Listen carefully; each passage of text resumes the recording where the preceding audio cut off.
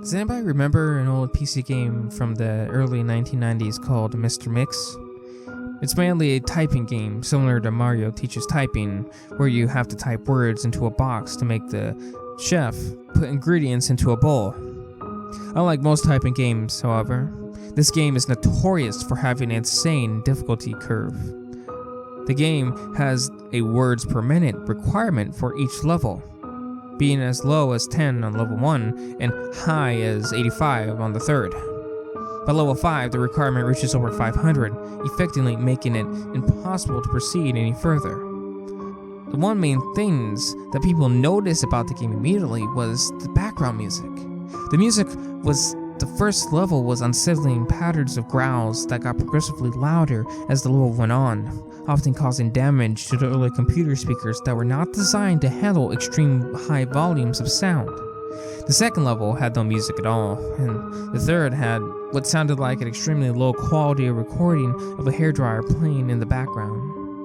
The remaining two levels had an extremely loud, high-pitched ringing throughout the level that causes severe eardrum damage to those who managed to get that far.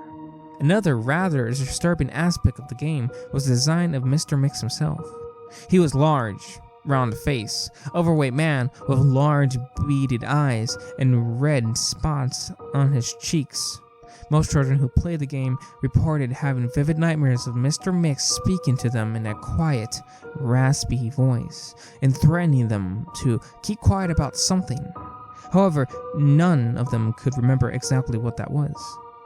One psychologist who saw many of these children reported being disturbed by sheer amount of terror on their faces of the children as they recounted the details of the nightmare.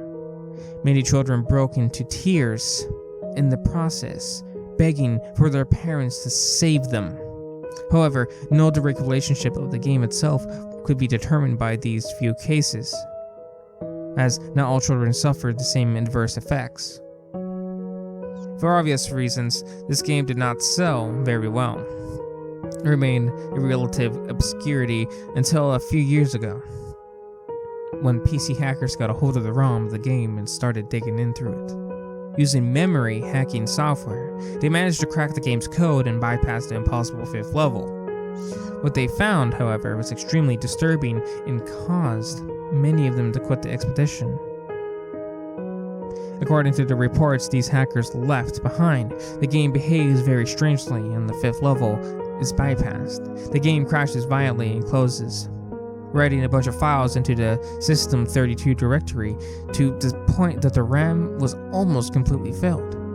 These files are reportedly pictures of people with horrified, deformed faces, appearing to scream in pain and agony, with their eyes appearing to bleed from their tear ducts, and their outer layer of skin torn clear and off of multiple places. If the user attempts to delete any of these files, the computer will violently crash in a blue screen, causing permanent, irreparable damage to the user's hard drive. The hackers found that this was the cause of a lone byte in the game's ROM that triggered when the 5th level was completed.